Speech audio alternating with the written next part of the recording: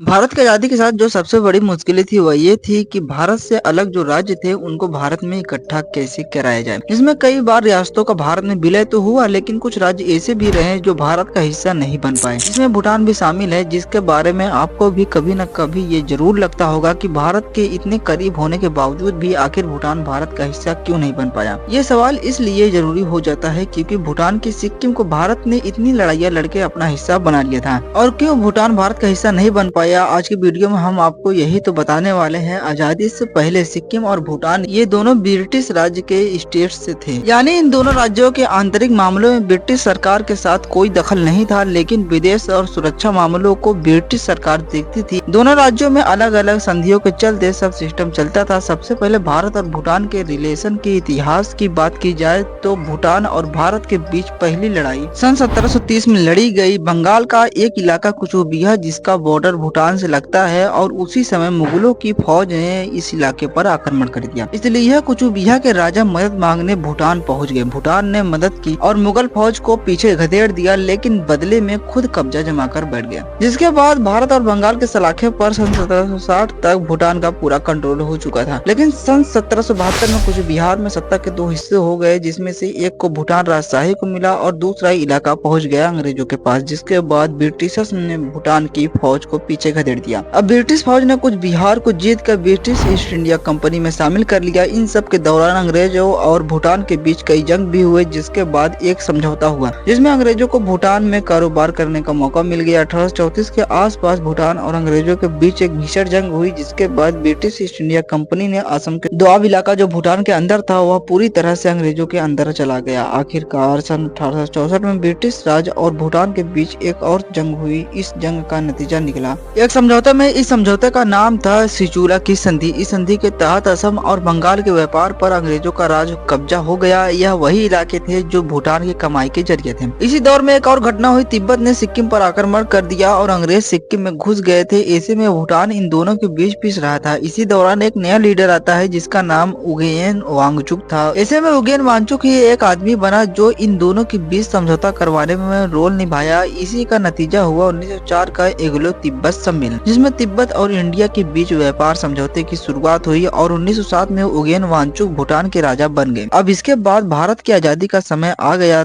तो अंग्रेज भारत छोड़कर जाने लगे। ऐसे में भूटान और सिक्किम को ये डर था कि उन्हें भी अब बाकी रियासतों की तरह ट्रीट किया जाएगा। इसलिए दोनों राज्यों ने अपना पक्ष रखते हुए कहा कि वो बाकी रियासतों से अलग हैं, उनके संस्कृति और धर्म अलग हैं। फिर बाद में भूटान ने कहा कि उन्हें बाकी राज्यों के साथ ग्रुप न किया जाए, जिसके बाद जून 1947 में भूटान के तरफ से एक खत लॉर्ड माउंटबेटन को लिखा गया, जिसमें कहा गया कि भूटान भारत का हिस्सा नहीं बनना चाहता। इसके बाद प्रधानमंत्री नेहरू ने भूटान को बातचीत के लिए भारत बुलाया, जिसके बाद पीएम नेहरू के साथ ये मीटिंग करीब 1 घंटे चली थी। इस दौरान नेहरू कहते हैं कि भूटान भारत में मिल जाए, इसके बाद उसको राज्य का दर्जा मिलेगा। लेकिन दोनों देशों के कुछ दिन चले बातचीत के बाद 9 अगस्त 1949 को भारत और भूटान के बीच एक और समझौता हुआ। यही समझौता भारत और भूटान को अलग किया। इस समझौते के तहत भारत ने भूटान को एक अलग देश के तौर पर स्वीकार कर लिया। यह वीडियो आपको कैसा लगा कमेंट करके जरूर बताइएगा। यदि आप हमारे चैनल पर नए थे तो प्लीज चैनल को सब्सक्राइब भी कर दीजिएगा।